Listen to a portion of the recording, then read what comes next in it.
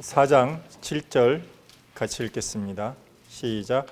오랜 후에 다윗의 글에 다시 어느 날을 정하여 오늘이라고 미리 이같이 일렀으되 오늘 너희가 그의 음성을 듣거든 너희 마음을 완고하게 하지 말라 하였나니. 요즘 세상에 돌아가는 상황들을 보면 마치 저희 집 보면은 첫째는 이제 유도 분만을 했고요. 둘째하고 셋째는 자연 분만을 했는데,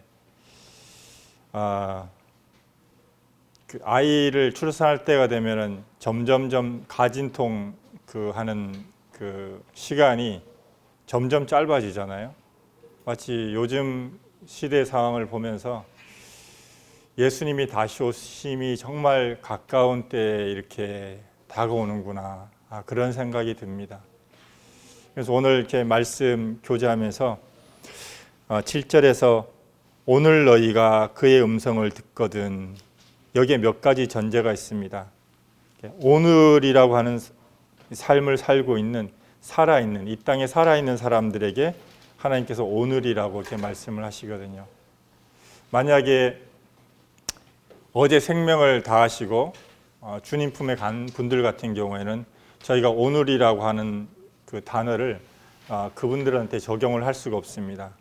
지금 예배당에서 함께 교제하고 온라인에서 같이 교제하는 우리 성도님들은 이 오늘이라는 이 삶을 살고 있습니다. 그러니까 우리가 예수 그리스도를 우리 마음의 주와 구세주로 영접한 이후로부터 우리 가운데 오늘이라는 시간이 이제 존재합니다. 그 전에는 이 오늘이라는 시간이 주인이 내가 되어 있었기 때문에, 또 사단이 되어 있었기 때문에 참 오늘이라는 의미를 갖지 못했습니다. 다만 예수님을 우리가 주와 구세주로 영접한 이후부터 이 하나님께서 말씀하시는 오늘이라는 의미가 저에게 명확하게 있습니다. 그리고 듣거는 했습니다. 그의 음성과 듣거는, 이 두 가지의 또 전제가 있습니다. 우리를 들을 수 있는 자로 하나님께서 만드셨다는 것입니다. 전에는 듣지 못했는데 우리가 하나님의 말씀을 듣게 되었습니다. 사실은 만약에 저한테 누가 다른 나라의 말을, 제가 알아듣지 못하는 그런 나라의 말을 저한테 한다 그러면 제가 귀가 있기는 있어도 전혀 들을 수가 없고 해독이 안 되는 말이기 때문에 그것은 내가 듣고도 반응을 할 수가 없습니다. 그런데 여기 말씀해 보니까 하나님의 음성을 듣거든 했기 때문에 이 하나님의 말씀을 저희가 알아들을 수 있는 사람이 되었다는 것입니다. 그리고 그 말씀을 듣고 내가 반응할 수 있게 되었다는 것입니다. 제가 전에 이제 그 자매의 아버님이 이렇게 돌아가시는 임종 마지막 가운데 이제 황영재님 복음을 전하는데 같이 따라간 적이 있습니다. 이분이 혼수 상태가 돼 있으셔가지고 말씀도 못 하시고 그랬는데 마지막으로 이렇게 복음을 전하셨어요. 그 복음을 전하시면서 황영재님이 제 말씀에 대해서 아멘이 되시면 제 손을 한번 꼭 붙잡아 보십시오. 그랬더니 마지막으로 그 형제님의 손을 꼭 붙잡으시고 돌아가시더라고요. 자, 그러면서 하나님이 오늘이라고 하는 이 삶을, 오늘이라고 하는 시간을 남겨놓은 사람들에게 마지막까지 하나님께서 길을 열어놓으시는구나. 사람의 모든 것은 다 막혀 있었어도 이 하나님의 음성을 들을 수 있는 그 길은 하나님께서 열어놓으시는구나. 그것을 제가 직접 이렇게 보게 되었습니다. 그 3장 18절 말씀해 보면 또 하나님이 누구에게 맹세하사 그의 안식에 들어오지 못하리라 하셨느냐, 곧 순종하지 아니하던 자에게가 아니냐. 이로보건대 그들이 믿지 아니함으로 능히 들어가지 못한 것이라.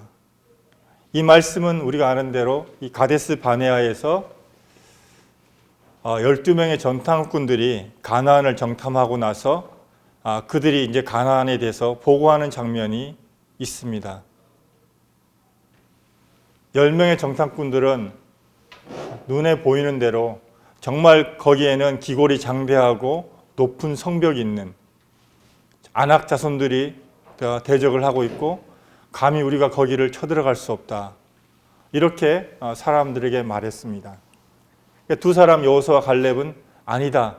하나님께서 약속하셨기 때문에 우리가 능히 가면 취할 것이다. 이렇게 말을 했더니 10명의 정탐꾼들과 그 말을 들었던 사람들이 여호수아와 갈렙을 돌로 치려고 했습니다.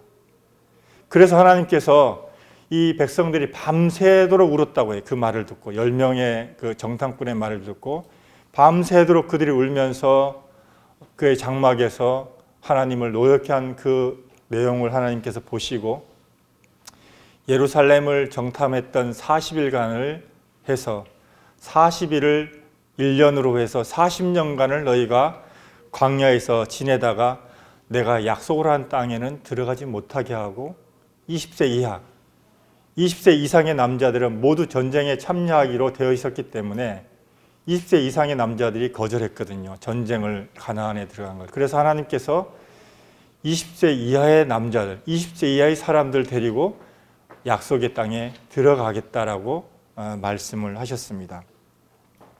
4장 1절에 그러므로 우리는 두려워할지니 그의 안식에 들어갈 약속이 남아있을지라도 너희 중에 혹 이르지 못할 자가 있을까 함이라. 그러니까 19절에도 보면 그들이 가나안, 하나님의 안식에 들어가지 못한 것이 믿지 아니함으로 들어가지 못했다라고 이렇게 말씀을 하고 있습니다. 그리고 2절에 보면은 그 말씀이 그들에게 유익하지 못한 것은 그들이 복음을 들었으나 듣는 자가 믿음과 결부시키지 아니했다 이렇게 되어 있습니다. 이걸 좀 제가 다른 성경으로 한번 찾아봤습니다. 이 성경에 보니까 먼저 좀 살펴볼 것은 뭐냐면 이 안식이 뭔가 하는 정의를 좀 이렇게 좀 봐야 되는데 안식의 그 시작은 창세기부터 시작이 되잖아요. 창세기 2장에서 하나님께서 천지를 6일 동안 창조하시고 마지막 7째 날에 쉬셨다고 이렇게 말씀을 하고 계십니다. 그래서 안식은 그 원어적으로 보면은 의미가 휴식하다, 쉬다 이런 뜻도 있고요. 그만두다, 그치다라는 뜻도 있습니다. 우리는 사실은 휴식이 필요하죠. 그렇죠? 그 일주일간 근무하고 쉬어줘야 돼요. 쉬지 못하고 이렇게 주말까지 막 일을 하게 되면 그 다음 주가 굉장히 힘들고 참 고나고 막 집에 와서도 회사에서 열심히 일하고 집에 오면은 피곤해서 그냥 막 고나게 떨어지는 그런 경우가 있는데 하나님은 쉬신 것이 피곤해서 쉬셨거나 힘들어서 쉬신 것이 아니라 계획하신 일을 모두 다 완성을 했기 때문에 쉬셨거든요. 그래서 우리가 성경에서 말씀하고 있는 안식하는 것은 하나님께서 이미 다 이루신 일에 대해서 우리가 그것에 대해서 하나님의 말씀대로 우리가 순종하고 그 말씀대로 하나님께서 오늘 그 예배 시간 감사에 나왔지만 하나님께서 다 이루셨기 때문에 우리가 지금 그 안식 가운데서 쉼을 누리는 것입니다. 하나님께서 이 안식을 굉장히 강조를 하셨어요. 구약 성경에서부터. 하나님의 그 10계명 중에 네 번째 계명이 안식을 거룩하게 지키라. 이렇게 10계명에도 들어가 있고요. 그리고 여호와의 7절기를 말씀하실 때 가장 먼저 등장하는 것이 안식일을 지키라고 이렇게 말씀을 하고 계십니다. 그리고 7절기 가운데서도 그 안식일은 여전히 지켜져야 됐던 것이고 또 이스라엘 백성들이 바벨론의 포로가 되어가서 490년간을 포로 생활한 이유가 왜 490년인가 하면 그들이 하나님께서 안식년 7년마다 한 번씩 안식년을 지키라고 말씀을 하셨는데 안식년을 지키지 않고 490년간을 보냈기 때문에 그 77에 49 70년간을 하나님께서 바벨론으로 이 이스라엘 백성들을 강제로 바벨론으로 붙잡아 가면서 이 70년간의 시간 동안 예루살렘 땅을 안식년으로 강제로 하나님께서 만드신 것을 보게 됩니다. 사실 그 농사를 짓는 분들 같은 경우에 곡식을 내는 이 소출을 내는 이런 일들에 있어서 6년 동안 일하고 6년 동안 밭을 갈고서 농사를 토지에서 소산을 내고 7년째 되는 날 아무것도 일하지 않고 그 밭을 놀린다는 거 참 쉽지 않은 일이죠. 근데 하나님께서 이것을 말씀하셨습니다.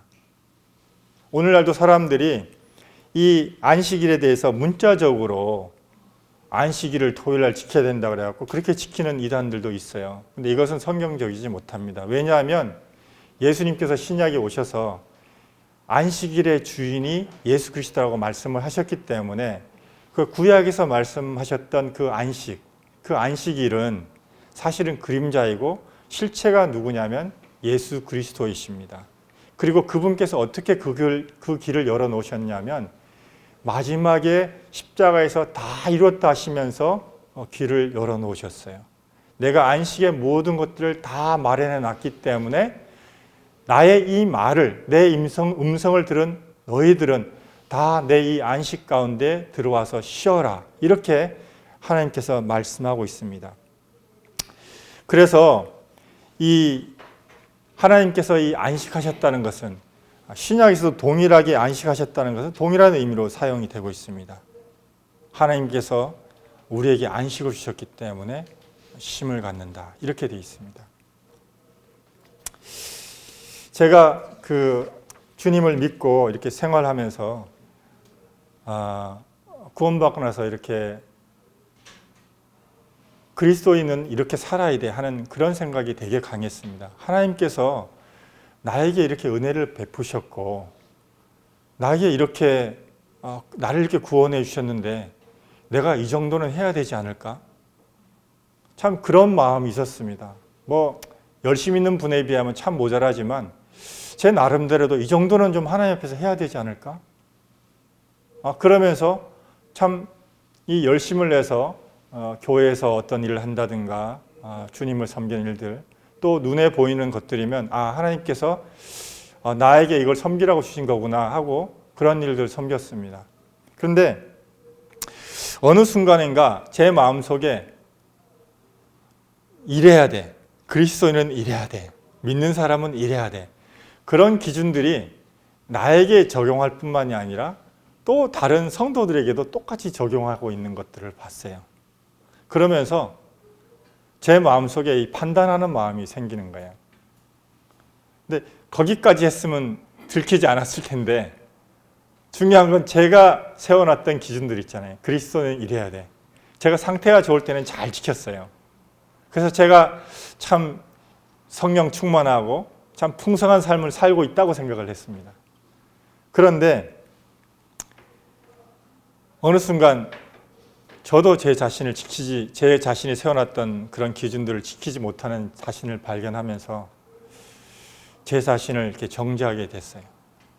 사실 성도님들이 저를 보면은 겉으로 성격이 강하고 뭐 마음 먹은 것들 이렇게 착착하고 이러니까 저 형제님은 슬럼프도 없고 하나님 잘 믿는 사람이겠다 이렇게 생각을 하셨을 수도 있으실 거예요. 근데 그때 제 모습을 보면 어제 탄천에 나가 보니까 오리들을 보게 되는데 위는 참 도도하게 잘 물을 거슬러서 이렇게 잘 지내는데 물 밑은 정말 오리발 물갈퀴로 거스른 물을 헤치기 위해서 굉장히 애쓰잖아요. 그런 모습처럼 내 겉모습은 참 바른 하나님의 사람으로 살아가는 그런 모습을 가졌지만 속마음 속에는 내가 이러고도 그리스도인인가? 내가 이러고도 하나님 믿는 사람인가? 예수님이 나를 위해서 십자가에 돌아가셨는데 내가 이렇게 행동하는 것이 맞는가? 하나님께서 이렇게 살라고 하셨고 이렇게 사는 것이 참 그리스도인의 삶인데 내가 그것에 미치지 못한 내 자신을 보면서 내가 정말 예수님을 바르게 믿는 거 맞나? 내가 그때 주님을 영접했나? 그래서 과거에 내가 그 구원받았을 때 처음 이렇게 큐티 하면서 했던 노트까지 찾아보면서 봤어요. 뒤져보면서 정말 내가 구원받은 게 맞나? 뒤져서 보니까 너무 확실한 거예요. 그때 구원받고 하나님 앞에서 감사하게 너무 확실하고 맞네. 내가 그때 구원받은 게 맞네. 그때 주님 영접하고 주님의 은혜로 내가 구원받았다고 이렇게 고백한 게 맞네. 증거가 이렇게 있네. 그러면서 내가 구원받은 건 맞는데 왜 내가 이렇게 슬럼프에 빠져 있고 내가 이럴까 생각해 보면서 이 히브리서 4장에 있는 말씀처럼 하나님의 안식을 내가 누리지 못하고 내가 내 힘으로 그 안식을 유지하려고 애쓰고 있었구나. 내 생각대로 하나님을 이렇게 믿어야 돼. 그러면서 하나님의 주권 가운데 있지 않고 예수님께서 나를 구원해 주신 거 감사합니다. 그런데 이제 이후의 삶은 내가 좀 해봐야 되겠습니다. 이런 행동으로 저도 느끼지 못했지만 그렇게 행동을 했던 것을 봤습니다. 현대어 성경의 히브리서 4장 2절에 우리도 그들과 마찬가지로 기쁜 소식을 전해 들었습니다. 그러나 그들이 들은 말씀이 자기들에게 유익이 되지 못했던 것은 그 말씀을 믿음으로 받아들이지 않았기 때문입니다. 이렇게 되어 있습니다. 히브리서 4장 3절에 이미 믿는 우리들은 저 안식에 들어가는도다. 그가 말씀하신 바와 같으니 내가 노하여 맹세한 바와 같이 그들이 내 안식에 들어오지 못하리라 하셨다 하였으나 세상을 창조할 때부터 그 일이 이루어졌느니라. 표준 세번역 성경에 히브리서 4장 3절에 그러나 그 말씀을 믿은 우리는 안식에 들어갈 것입니다. 그것은 내가 진노하여 맹세한 것과 같이 그들은 결코 내 안식에 들어오지 못할 것이다 하고 말씀하신 그대로입니다. 실상 하나님께서 세상을 창조하시고 모든 일을 끝마치셨으므로 그때로부터 안식이 있어 온 것입니다. 그래서 하나님께서 첫 번째 창조를 통해서 안식을 이미 선포하시고 안식하라고 말씀하셨는데 그것을 지키지 못하는 사람들에게 마지막 아담 되시는 예수 그리스도께서 오셔서 다시금 우리에게 다 이루었다 말씀하시고 참 안식에 들어올 것을 선포하고 계신다고 이렇게 성경에 말씀하고 계십니다. 그래서 히브리서 4장 6절에 보면은 복음 전함을 먼저 받은 자들은 순종하지 아니함으로 말미암아 들어가지 못하였으므로 그들이 가나안 땅에 들어가지 못한 이유가 하나님의 말씀에 순종하지 못했기 때문에 들어가지 못했다고 말씀하고 있습니다. 믿음은 성경에 순종이란 말을 써도 동일하게 이렇게 의미가 일맥상통하는 말이 바로 순종이란 말과 믿음이라는 말은 동일하게 사용되고 있습니다. 우리가 누차게 교제한 대로 믿는다고 하는 것은 분명히 대상이 있습니다. 그렇죠? 우리는 예수님께서 우리에게 하신 약속을 믿습니다. 그분께서 우리를 구원하셨고 다시 이 땅에 우리를 데리러 오신다고 약속하셨기 때문에 우리는 그 예수님을 믿는 것입니다. 그 예수님을 통해서 우리는 아버지 하나님을 우리가 또한 믿습니다. 그래서 이 첫 번째 그 안식에 대해서 우리가 첫 번째 안식이 깨진 이유를 이렇게 우리가 알고 있습니다. 아담과 하와에게 하나님께서 그것을 먹는 날에는 그것을 선악을 알게 한 나무의 열매를 먹는 날에는 반드시 죽을 것이라고 이렇게 말씀을 하셨습니다. 그런데 사탄은 아니야. 그것을 먹으면 내가 하나님처럼 될 거야 라고 이 두 가지의 이 대립되는 이 의견을 이 아담과 하와에게 던졌습니다. 이미 아담과 하와는 하나님께서 모든 것을 완성하시고 모든 것을 누리게 하신 그 안식 가운데서 살고 있습니다. 근데 사탄은 이 안식을 깨기를 원했어요. 이 안식은 뭐였냐면 하나님과 아담 사이에 아무런 의심도 없이 순전한 그 하나님의 말씀은 참이시고 하나님께 이루신 모든 것들은 완전하시라고 이 믿는 하나님의 완전하신 창조 안에 이뤄놓으신 그 관계 가운데서 누리는 그 관계, 쉼이었는데 이것을 사단은 깨기를 원했습니다. 그래서 이 아담과 하와에게 그것을 먹으면 하나님처럼 될 거야. 그들에게 심어놓은 그 안식의 깨문 뭐였냐면 내가 하나님처럼 될 거야. 사탄이 범죄하기, 루시퍼가 범죄한 그 위치가 뭐냐면 내가 하나님처럼 될 거야. 내가 북극의 높은 자리에 올라서 하나님과 비교볼 거야. 내가. 이 성경, 영어 성경에 보면 I will이라고 하는 단어가 6번이나 이렇게 등장합니다. 그래서 이 사람이 그 안식이 깨진 자리가 어디냐면 내가 해볼 거야. 내가 해볼 거야, 내가. 내 생각에는 이런 거야. 오늘날 예수 그리스도께서 십자가에서 복음으로 우리를 다 이루었다 말씀하시고 안식을 이루어 놓으신 이 관계 가운데서 우리가 그 안식을 깨는 부분이 뭐냐면 내가 해볼 거야. 내 생각엔 이래. 하나님의 말씀은 이렇지만 내 생각엔 이래. 그러면 이 13절에 이런 말씀인데 13절 읽기 전에 저희가 그럼 우리 그리스도인들이 100% 하나님 말씀에 순종할 수 있을까요? 순종함을 통해서 우리가 그 안식을 누린다고 한다 그러면 100% 하나님의 그 말씀에 순종할 수 있을까요? 라고 우리가 자문해 본다면 저부터도 100% 하나님의 말씀에 순종할 수가 없다는 것을 고백을 드려요. 세상의 염려와 또 뭐 재물의 이런 욕심들, 이런 것들, 또 다른 사람이 나의 자존감을 이렇게 부추길 때라든가 또 여러 가지 그 주변의 환경들 이런 것들 통해서 염려도 찾아오고 고민도 하고 그런 상황들을 겪습니다. 그러다가 문득 내가 있는 자리가 정말 주님께서 말씀하신 자리인가? 이것을 생각해 보면서 하나님께서 우리에게 말씀하시는 부분이 이 14절 붙어 있는 말씀입니다. 그러므로 우리에게 큰 대장이 계시니 승천하신 이 곧 하나님의 아들 예수시라. 우리가 믿는 도리를 굳게 잡을지어다. 우리에게 있는 대상은 우리의 연약함을 동정하지 못하실 리가 아니요 모든 일에 우리와 똑같이 시험을 받으신 이로되 죄는 없으시니라. 예수님께서 우리가 동일한 육체를 가지고 이 땅을 사셨기 때문에 우리의 육신의 연약함들을 다 우리를 체휼하시고 아신다는 것입니다. 그런데 우리의 이 연약함, 순종하지 못하는 모습을 알고도 하나님한테 고의적으로 가기를 거절하고 이 말씀에 순종하기를 거부하는 자들에게 하나님이 뭐라고 말씀하시냐면 13절에